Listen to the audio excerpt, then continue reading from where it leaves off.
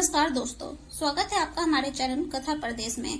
आज की कहानी है एनबम, जो कि सुदर्शन जी के द्वारा लिखी गई है। ये बहुत ही मार्मिक और दिल को छू लेने वाली कहानी है। तो चलिए शुरू करते हैं आज की कहानी। पंडित सादीराम ने ठंडी सांस भरी और सोचने लगे, क्या यह ऋण कभी सिर से न उतरेगा। वे निर्धन थे, परंतु दिन के बुरे न थे।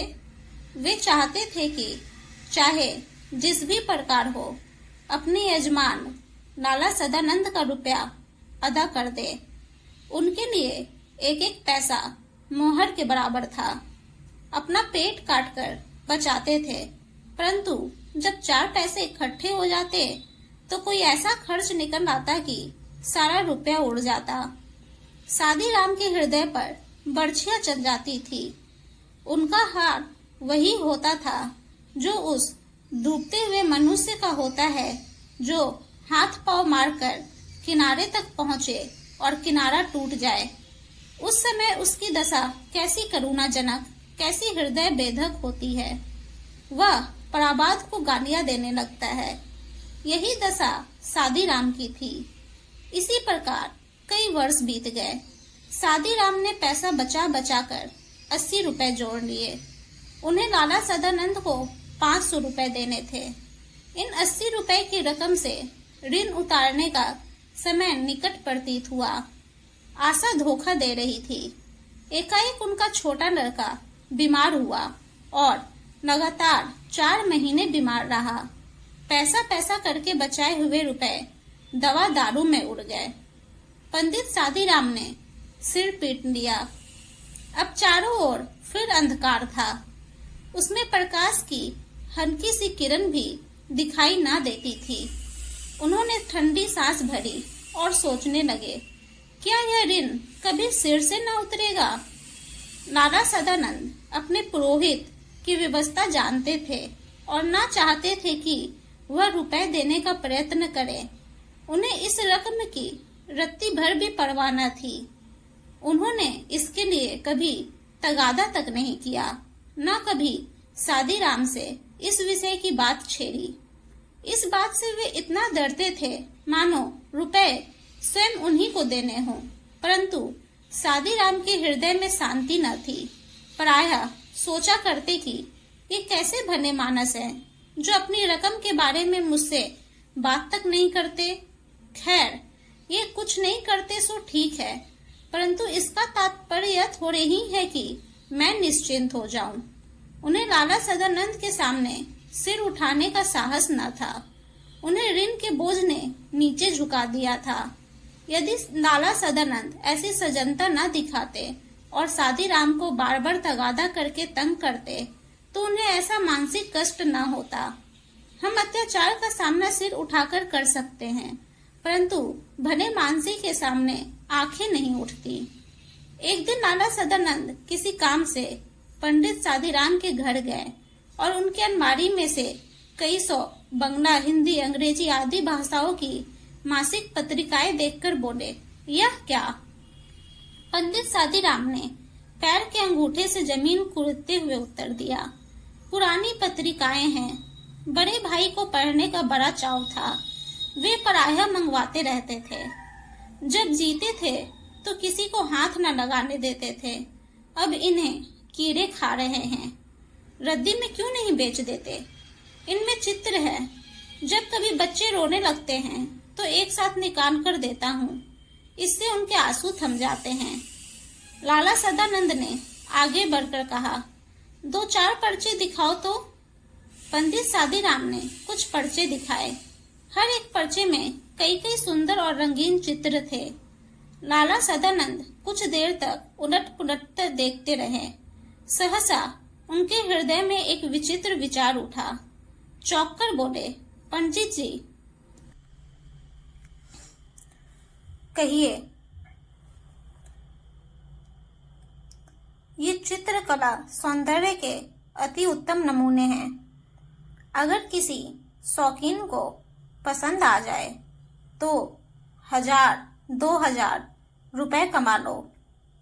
पंडित सादीराम ने एक ठंडी सांस लेकर कहा, ऐसे भाग्य होते तो यूं धक्के न खाता फिरता। लाला सदानंद बोले, एक काम करो। तो पंडित जी ने पूछा, क्या? आज बैठकर इन पत्रिकाओं में जितनी अच्छी अच्छी तस्वीरें हैं सबको छांट कर अलग कर लो। बहुत अच्छा। जब यह कर चुको तो मुझे बता देना। आप क्या करेंगे? मैं इनका एल्बम बनाऊंगा और तुम्हारी ओर से विज्ञापन दे दूंगा। संभव है यह विज्ञापन किसी शौकीन हाथ पड़ जाए और तुम 4 पैसे कमा लो। पंडित सादीराम को यह आशा न थी कोयलों में हीरा मिल जाएगा। घोर निराशा ने आशा के द्वार चारों ओर से बंद कर दिए थे। वे उन हतभाग्य मनुष्यों में से थे जो संसार में असफल और केवल असफल रहने के लिए उत्पन्न होते हैं। सोने को हाथ लगाते थे तो वह भी मिट्टी हो जाता था।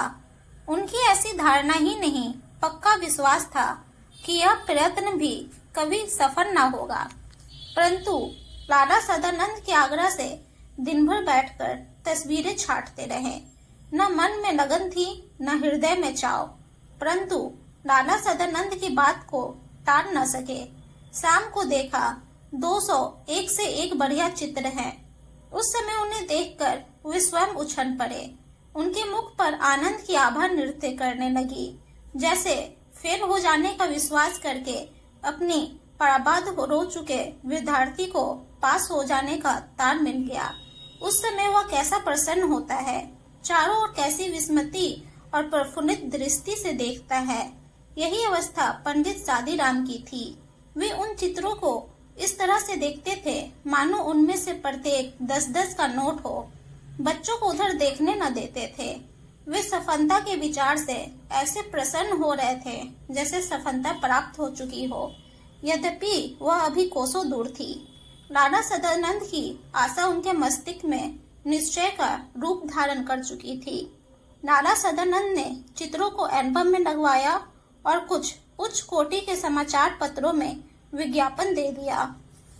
अब पंडित सादीराम हर समय डाकिये की प्रतीक्षा करते रहते थे। रोज सोचते थे कि आज कोई चिट्ठी आएगी। दिन बीता जाता और कोई उत्तर न आता था। रात को आशा सड़क की धूल की तरह बैठ जाती थी, परंतु दूसरे दिन लाला सदानंद की बातों से टूटी हुई आशा फिर बंध जाती थी। जिस प्रकार गाड़ियां चलने से पहले दिन की बैठी हुई धूल हवा में उड़ने लगती है, आशा फिर अपना चमकता हुआ मुख दिखाकर दरवाजे पर खड़ा कर देती थी। डाक का समय होता तो बाजार में ले जाती और वहां से डाक खाने पहुंचती थी।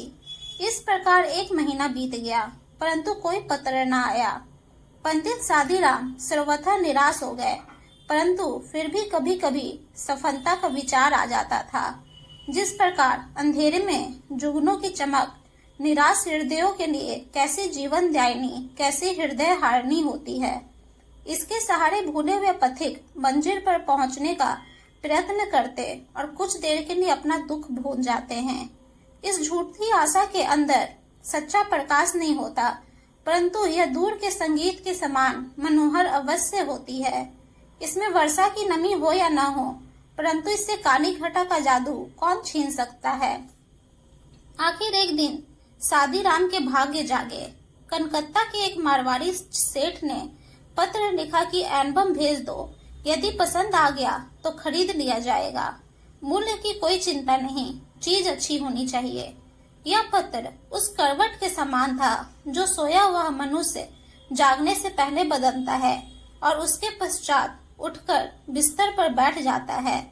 यह किसी पुरुष की करवट न थी, यह किसी स्त्री की करवट न थी, यह भाग्य की करवट थी।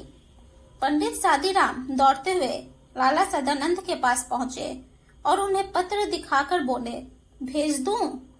लाला सदानंद ने पत्र को अच्छी तरह देखा और उत्तर दिया, रजिस्ट्रेट कराकर भेज दो। शौकीन आदमी है, खरीद लेगा। और मूल्य लिख दो, 1000 रुपए से कम पर सौदा न होगा। कुछ दिन बाद उन्हें उत्तर में एक बीमा मिला।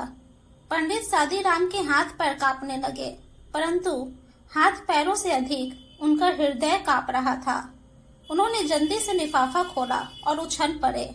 उसमें 100 रुपए के 10 नोट थे। पहले उनके भाग्य ने करवट बदली थी, अब वह पूर्ण रूप से जाग उठा। पंडित सादीराम खड़े थे, बैठ गए, सोचने लगे, अगर 2000 रुपए लिख देता तो शायद ही उतने मिलते। इस विचार ने उनकी सारी प्रसन्नता किरकिरी कर दी। सायकाल के समय वे लाला सदानंद के पास गए और 500 रुपए के नोट सामने रखकर बोले, परमात्मा का धन्यवाद है कि मुझे इस भार से छुटकारा मिला। आपने जो दया और सजनता दिखाई है उसे मैं मरण पर्यंत ना भूलूंगा। लाला सदानंद ने विस्मित होकर पूछा, पंडित जी, क्या सेठ ने एल्बम खरीद लिया? जी हाँ, नहीं तो मुझ निर्धन ब्राह्मण के पास क्या था जो आपका ऋण चुका देता। परमात्मा ने मेरी सुन ली। मैं पहले भी कहना चाहता था, परंतु कहते हुए हिचकिचाता था कि आपके हृदय को ठेस न पहुंचे। पर अब मुझे यह भय नहीं है, क्योंकि रुपए आपके हाथ में हैं। मेरा विचार है कि आप ये रुपए अपने ही पास रखें। मैं आपका यजमान हूँ। मेरा धर्म है कि मैं आपकी सेवा करूँ। पंडित जी की आंखों में आंसू आ गए। दुपट्टे से पोंछते हुए बोले, आप जैसे सज्जन संसार में बहुत थोड़े हैं। परमात्मा आपको चिरंजीवी रखे। अब तो मैं ये रुपए न लूंगा। इतने वर्ष आपने मांगे तक नहीं। यह उपकार कोई थोड़ा नहीं है। मुझसे इसे उऋण होने दीजिए। ये 500 रुपए देकर मैं हृदय की शांति खरीद लूंगा। निर्धन ब्राह्मण की यह उदारता और सचेतता देखकर सदानंद का मन मयूर नाचने लगा। उन्होंने नोट ले लिए। मनुष्य रुपए देकर भी ऐसा प्रसन्न हो सकता है, इसका अनुभव उन्हें पहले ही बार हुआ। पंडित जी के चले जाने के बाद उन्होंने अपनी आंखें बंद कर ली और किसी विचार में मग्न हो गए। इस समय उनके मुखमंडल पर एक विशेष आत्मिक तेज था। 6 मास बीत गए। लाला सदानंद बीमार थे। ऐसे बीमार वह सारी आयु में न हुए थे। पंडित सादीराम उनके लिए दिन रात माला ही फेरा करते थे। वे वैद्य न थे, डॉक्टर न थे, वे ब्राह्मण थे। उनकी औषधि माला फेरना थी और यह काम वे आत्मा की पूरी शक्ति, अपने मन की पूरी श्रद्धा से करते थे। उन्हें औषधि की अपेक्षा आशीर्वाद और प्रार्थना पर अधिक भरोसा था। एक दिन लाला सदानंद चारपाई पर लेटे थे। उनके पास उनकी बूढ़ी माँ उनके दुर्बल और पीले मुख को देख देख कर अपनी आंखों के आंसू अंदर पी रही थी।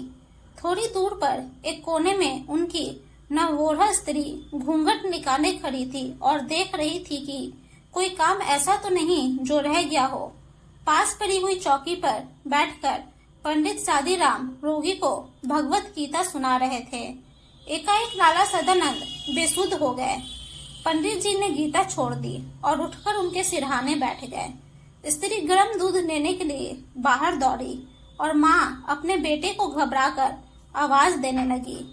इस समय पंडित जी की रोगी के सिरहाने के नीचे कोई कड़ी सी चीज चुभती हुई जान पड़ी। उन्होंने नीचे हाथ डालकर देखा तो उनके आश्चर्य की सीमा न रही। वह सख्त चीज वही एल्बम थी जिसे किसी सेठ ने नहीं बल्कि स्वयं लाला सदानंद ने खरीद लिया था। पंडित सादीराम इस विचार से बहुत प्रसन्न थे, क्योंकि उन्होंने सदानंद का ऋण उतार दिया है।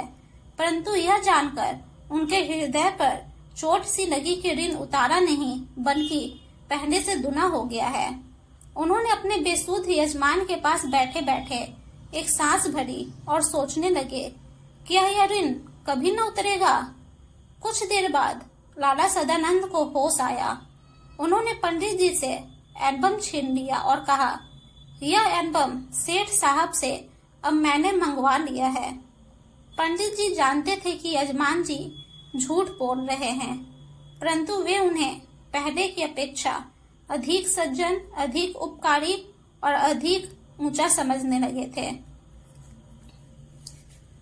उम्मीद है दोस्तों आप सबको यह कहानी पसंद आई होगी। अगर आप सबको यह कहानी पसंद आई है तो हमारे चैनल को सब्सक्राइब और हमारे वीडियो को लाइक और शेयर जरूर करें। आप सबका हमारी कहानी को सुनने के लिए धन्यवाद।